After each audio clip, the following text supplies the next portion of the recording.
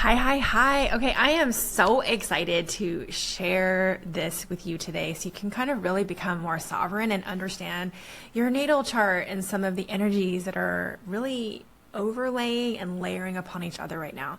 So much is happening right now, February 2026. And from what I can see, although I know that on the internet it looks more like, oh, this is happening on this one day and this one day only, and then it feels like the energy is just going to disappear. Now, there are dates that the energy is the most potent, but these are really energy windows and arcs. They don't just like vanish. So when I first started, and it's, just in the last couple of years, looking at a lot of these energetics, that's what I've come to realize.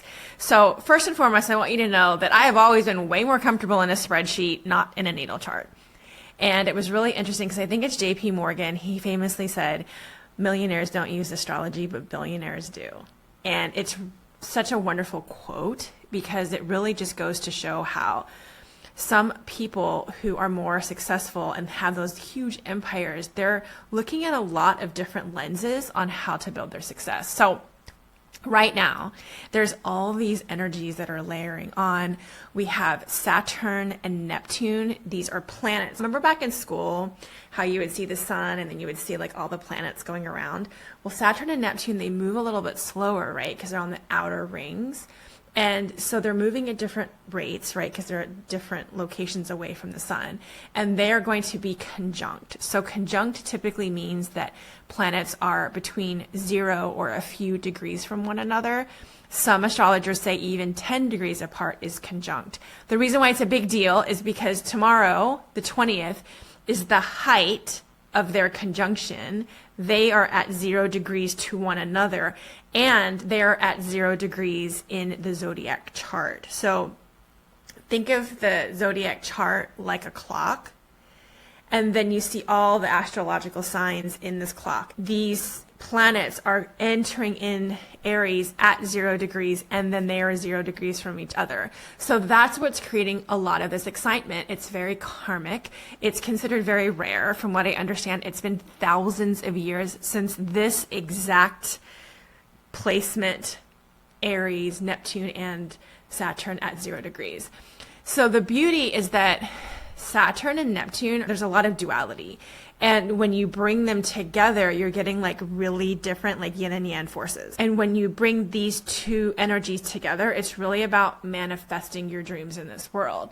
Because this is literally fire meeting water. It's structure and discipline, Saturn, that's colliding with heart, dreams, and spirit, the energy of Neptune. And then Aries is more of that like spiritual warrior energy, and it's about taking action and being committed to your goal. And so when these all come together, it's exciting energy, but with everything, there's always a light side and a shadow side. So what I really want you to see is really understand kind of like how to interpret this all for yourself. So let's dive into looking at a chart.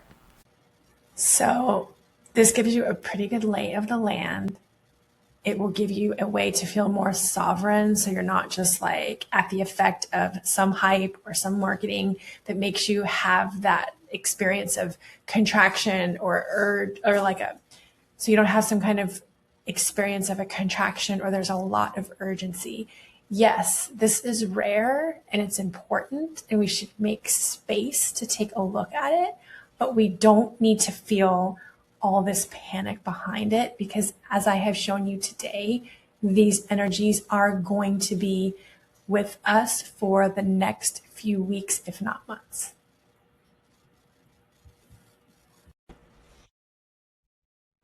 All right, so let me demystify the natal chart for you. I'm going to show you a couple of different ways to look at natal charts. I believe that if you go to CoStar or The Pattern or Chani, Chani, you can get your personal natal chart, which is great. Time to put the hair up because we're going to get serious here. Those three are much easier to learn because the visual interface is a lot easier. I also use AstroGold because AstroGold allows you to get your natal chart. So your natal chart is the day, the place, and the time that you were born. It's like that moment in that location in the world, a snapshot of the sky was taken. And so that's your natal chart, and it does not change.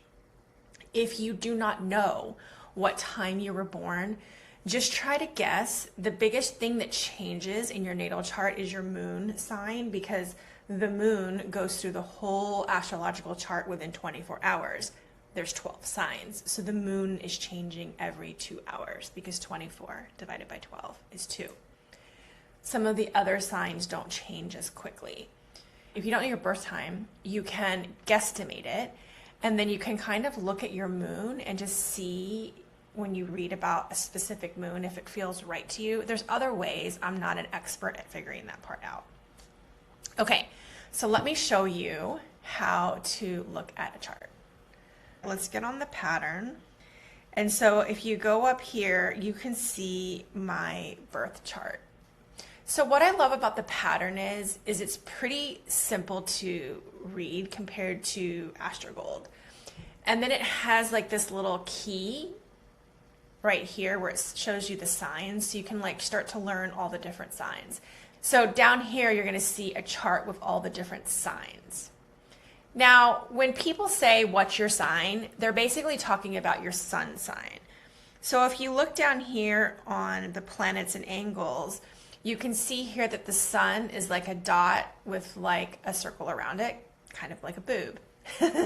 And so your sun sign is when people say, what's your sign? That's what we're talking about. And so for me, my sun sign, so I can look for my sun right here. And this sign right there, I see this like M with the squiggle, and it's like, what's that? So I look for this sign down here, and it's like, oh, I'm a Virgo, right? So let's do another one. If somebody was like, what is your moon? So you can see here, this is the moon sign right there. So if we go up, we look for the moon, and we're like, okay, this moon is in this sign right here. And so we look for this sign, and then you can see that my moon is in Capricorn. So here again, you're seeing this clock, right? It's like a zodiac, and it's 12 signs, and each sign is equal, and there's 12 of them. So it's just divided up equally. And then these numbers inside are the houses. So for me, I am a Virgo sun in my 9th house, and my moon is in Capricorn in my 1st house. Another one that people often talk about is the ascending sign. So if you look here, it's this AS is ascendant, which also stands for rising. Your rising is always going to be in your 1st house. So for me, I'm a moon and a rising in Capricorn in the 1st house. So that's a little bit about the pattern, which I absolutely love. I feel like it's really easy. You can also click from the chart to where it says signs, and then you can see all the different signs on the left, and then which astrological archetype you are on the right. So that's the pattern. Another pretty popular one is Chani. And I, on a daily basis, I work with the pattern the most, but if you look down at the bottom where it says me, so here's Chani. And so you can see that Chani is a little bit easier because you don't have to memorize the symbol. It just has the placements going around it. So again, you can see that I'm Virgo in the 9th house. Now, word to the wise. If you're ever looking and you're comparing charts and you're like, this doesn't make sense, it's because as if this wasn't complex enough, there's whole house is like one style. So Chani and pattern are both on whole house. There's another one called tropical. I think there might even be a third. So you want to make sure that you're in the same house system. But Chani is another really popular one. For today, I'm also going to show you AstroGold. So this is AstroGold, and you can see at the top, from what I remember, this transit is going to say Melbourne, Australia. So you have to change it to where you are. So I'm in Los Angeles. Then you can create a second, go down to charts, and you can create another chart. If you hit 2 charts, it's going to say what's the second chart. And you can click on where it says 2 charts, and then you can go to edit chart, and then you can edit the transit chart to be where you are located. Or if you're using your natal chart, then you can go to your natal chart and hit, well, when you go in, you're gonna hit new natal chart and you're gonna fill out all of these details. So that's a little bit of information. Let's look at just the current transits. So right now, this is literally just the transits for Los Angeles, California at 4 p.m. on February 19th. So you can see right here, here's Aries. Aries, this is 0 degree Aries right now. This sign right here, this little funky H, is Saturn.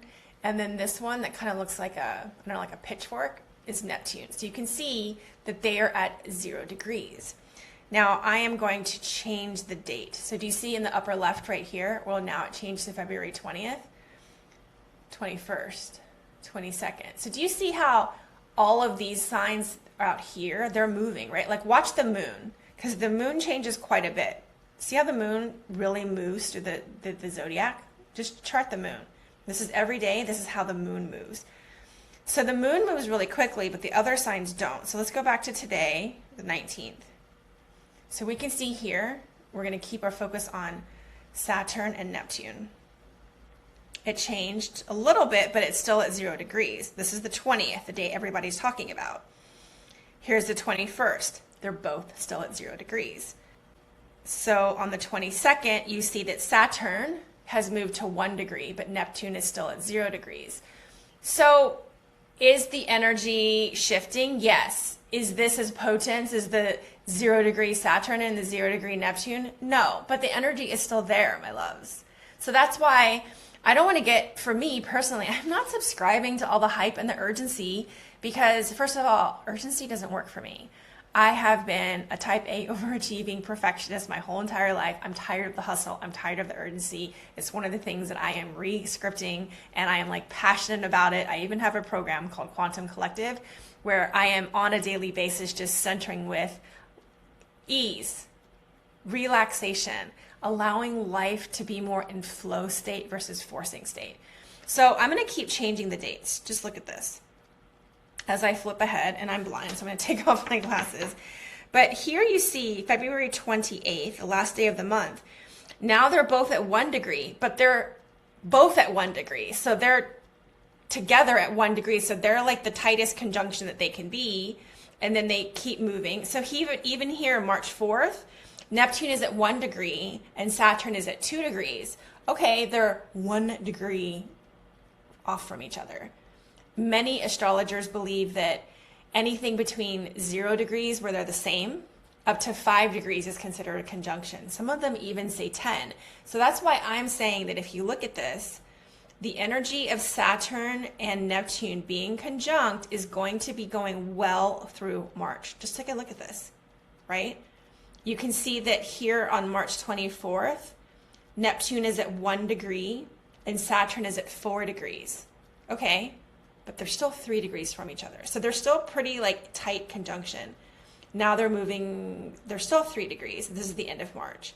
So as we go into April, now they're 4 degrees off, but they're also moving away from the 0 degrees in Aries. So the energy is lessening. But I want you to just realize that it's not all like hypey as like people think. I wish there was a way that you could just jump to a date. I haven't figured that out. I guess I could go into transits and just change the date. But let's go back to today, the old school analog way of using the thumb tap. Okay, so here we are, February 19th. Let's just do February 20th. So it's February 20th. Now, if I go into charts and I do the 2 chart view. Now, I personally like to have my natal chart on chart 1 and then the transit chart on chart 2. That way, the houses are correct because the houses here are going to be my natal chart houses, not like the houses don't work for the outer ring. So you can see here for me, my Aries, I have this Chiron in Aries, but for you, you might even have Saturn in Aries. So that would mean for you, if you look at your chart, so my Aries, here's Aries, is in my 4th house. If I had Saturn or Neptune also in my 4th house, that means this energy is going to be even stronger for me. Or you might have your moon or your north node, any of these other things, see all of these different placements. For me, none of them are in my fourth house in Aries, but for you, you might have something. I have Chiron. So that's another thing, is if you have more stuff on your inner chart, it's lining up with, like, if you had Saturn in your inner chart in 0 degrees, this is going to be hitting you hard because your natal chart has Saturn at 0 degrees, and then today Saturn is at 0 degrees. Or if you have Neptune, you might even have Saturn and Neptune conjunct in your chart, which is going to mean the energies are like really exponentiating for you. I really wanted to show you this because yes, there's collectively in this outer ring so much happening for all of us, but it's also important to know what's happening for us as individuals. That is what has you be sovereign. I personally don't use astrology to be like this big predictive thing for me. For me, astrology is a context. It is a layer for me to strategically look at my life, somatically looking at my life. Like it's a facet. I think of life and the puzzle of life almost like a disco ball, and there's all we can take to it. And so for me, strategy is a big one. Spirituality in totality is a big one, but it's not just astrology for me. For me, spirituality is about ritual. It's about ceremony and the somatic layer, your body, your nervous system. And that one to me is so important, which is why I built this resource, because I just don't want you buying into the urgency of like, oh my God, if I don't do it by February 20th, then what am I supposed to be doing by February 20th? Oh, by the way, what are you supposed to be doing by February 20th? So let's take a look. Figure out what house Aries is in. So right here, find which house Aries is in your chart, and then look at it on this chart. Right, here's a little cheat sheet for you.